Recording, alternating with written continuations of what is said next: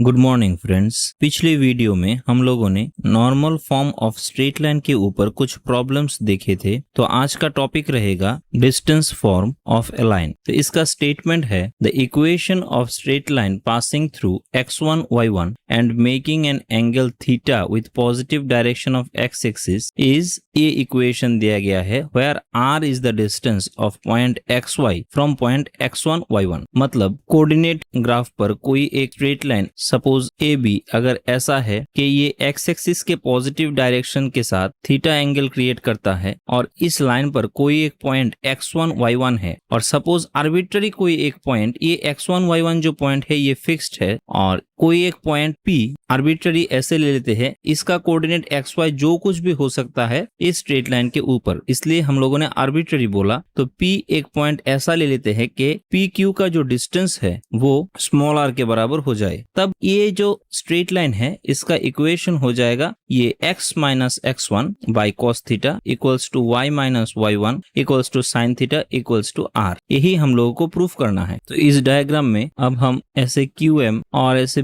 PN ले लेते हैं, ये O हो जाएगा। तो OM का जो डिस्टेंस है वो हो जाएगा x1 एंड ON का जो डिस्टेंस है वो हो जाएगा x। तो MN का जो डिस्टेंस है वो हो जाएगा x माइनस x1, इतना डिस्टेंस। ये अगर एक रेक्टेंगल शेप है तो ये दोनों line MN and QL parallel हो जाएगा, तो ऐसे केस में ये भी x माइनस x1 हो जाएगा। सिमिलरली QM का जो डिस्टेंस है वो हो जाएगा y1 एंड PN का जो डिस्टेंस है वो हो जाएगा y। तो PL इक्वल्स टू हो जाएगा y माइनस y1। अब ये जो स्ट्रेट लाइन है AB एक्स एक्सिस के पॉजिटिव डायरेक्शन के साथ थीटा एंगल क्रिएट करता है, तो ये जो ट्राइंगल हो जाएगा AQM एंड जो ट्राइंगल हो जाएगा PQL ये सिमिलर हो जाएगा, क्योंकि AQM में ये एंगल 90 डिग्री है, angle QMO equals to angle PLQ जो होगा वो 90 डिग्री है और QL एंड एक्स एक्सिस का जो लाइन है वो पैरेलल है और यहाँ से AB को हम एक ट्रांसवर्सल की तरह देख सकते हैं। तो ऐसे केस में एंगल QAM मतलब ये एंगल और PQL ये दोनों इक्वल हो जाएगा क्योंकि कॉरेस्पॉन्डिंग एंगल होगा। तो अब इस ट्राइंगल PQL में ये एक राइट एंगल ट्राइंगल बना, where is right angle at L। तो यहाँ से हम लोग लिख सकते हैं PL बाई PQ ये हो जाएगा परपेंडिकुलर बाई हाइपोटेनस मतलब साइन थीटा और QL बाई PQ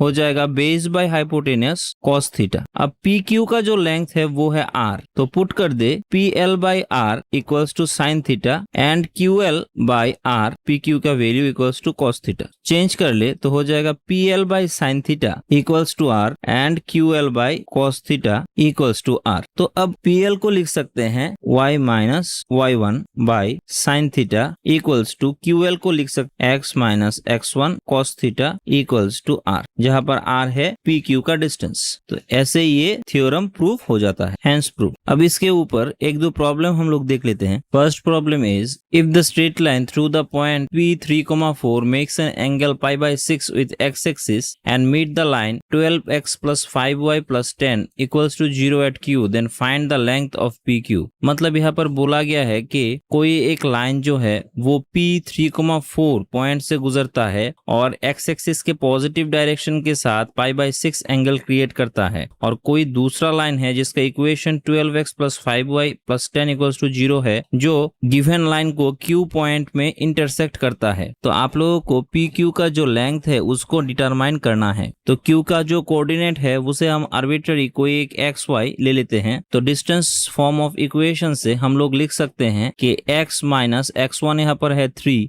और हो जाएगा cos π/6 equals to y minus 4 by sine π/6 equals to हो जाएगा r। अब Q का जो आर्बिट्ररी पॉइंट आया xy उसे हम r के फॉर्म में रिप्रेजेंट करें तो हो जाएगा √3r/2 प्लस 3 r/2 प्लस 4। अब ये Q पॉइंट जैसे कि गिवन लाइन इसे L1 दे दे, L1 पे है तो इस लाइन पर भी सिचुएटेड है। तो ये पॉइंट का जो कोऑर्डिनेट है मस्ट बी इस इक्वेशन को सेटिस्फाई करेगा। तो इसमें बिठा दे x की जगह 12 into √3r by 2 plus 3 plus 5 into r by 2 plus 4 plus 10 equals to 0। तो इसे लिख सकते हैं 12 से कैंसिल कर ले 6√3r plus 36 plus 5r by 2 plus 20 plus 10 equals to 0। तो ये हो जाएगा 6√3r plus 5r by 2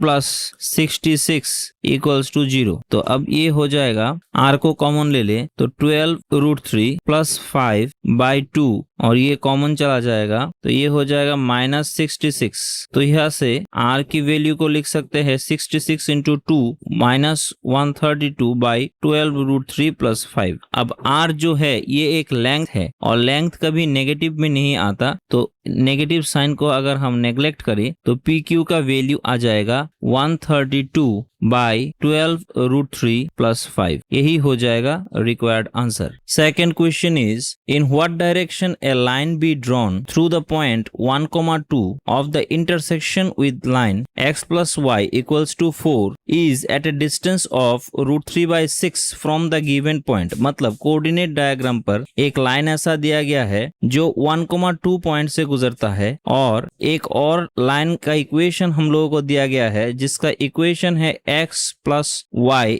equals to 4। तो ये गिवन लाइन को B पॉइंट में इंटरसेक्ट करता है और AB का डिस्टेंस यहाँ पर दिया गया है √6/3। तो आप लोगों को बताना है कि ये जो लाइन है जिसका equation x plus y equals to 4 है, ये किस दिशा में ड्रॉ होगा, x एक्सिस के पॉजिटिव डायरेक्शन के साथ कितने एंगल क्रिएट करके ये ड्रॉ होगा, इसे आप लोगों को बताना है। तो सपोज ये जो B पॉइंट है इसका कोऑर्डिनेट हम लोग आर्बिट्ररी XY ले लेते हैं। तो डिस्टेंस फॉर्म से हम लोग लिख सकते हैं लाइन L1 इसे ले लेते हैं। इसका जो इक्वेशन होगा वो हो जाएगा x minus 1 by cos theta equals to y minus 2 by sine theta equals to जो डिस्टेंस होगा √6/3। तो यहाँ से हम लोग कंपेयर करें x minus 1 cos theta equals to √6 को लिख सकते हैं √2 इंटू √3/3 और 3 को √3 इंटू √3 ऐसे लिख सकते हैं। तो ये कैंसिल हो जाएगा। तो यहाँ से लिख सकते हैं 1 प्लस √3/2 कॉस थीटा x का value. Similarly y minus 2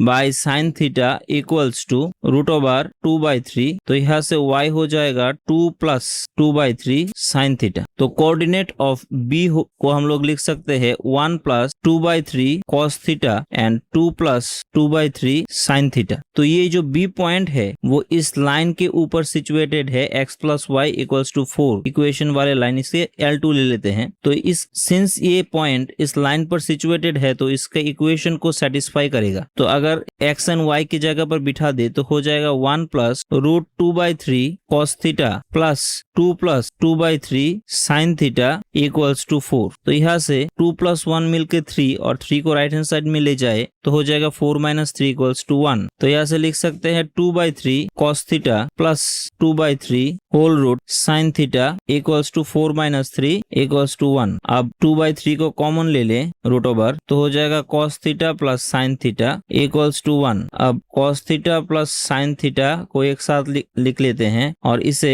right hand side में मल्टीप्लाई करके ले जाए तो ये रेसिप्रोकल हो जाएगा 3/2 ऑफ होल रूट। तो इसका बोथ साइड स्क्वायर ले ले तो cos theta plus sine theta इसका होल स्क्वायर इक्वल्स टू 3/2। तो यहाँ से आ गया cos theta plus sine theta इसका होल स्क्वायर इक्वल्स टू 3/2। अब स्क्वायर को तोड़े तो cos square theta plus sine square theta plus 2 sine theta cos theta equals to 3/2। तो ये हो जाएगा 1 cos square theta plus sine square theta मिलकर और ये हो जाएगा साइन 2 थीटा इक्वल्स टू 3/2। अब साइन 2 थीटा को ऐसे भी लिख सकते हैं 3/2 माइनस 1, मतलब ये हो जाएगा हाफ। अब साइन का जो ग्राफ होता है वो फर्स्ट क्वाड्रेंट और सेकंड क्वाड्रेंट पर पॉजिटिव हो जाता है। तो साइन 2 थीटा को हम लोग लिख सकते हैं साइन हाफ का वैल्यू हो जाएगा π/6 और सेकंड क्वाड्रेंट के लिए साइन का वैल्यू हो जाएगा π माइनस π/6। तो यहाँ से 2 थीटा इक्वल्स टू लिख सकते हैं π/6 और यहाँ से 2 थीटा इक्वल्स इक्वल्स टू लिख सकते हैं 5 पाई बाई 6। तो थीटा इक्वल्स टू हो जाएगा पाई बाई 12 और थीटा इक्वल्स टू हो जाएगा 5 पाई बाई 12। मतलब ये जो L2 लाइन है ये एक्स एक्सिस के पॉजिटिव डायरेक्शन के साथ आइदर पाई बाई 12 एंगल करके ये लाइन ऐसे जाएगा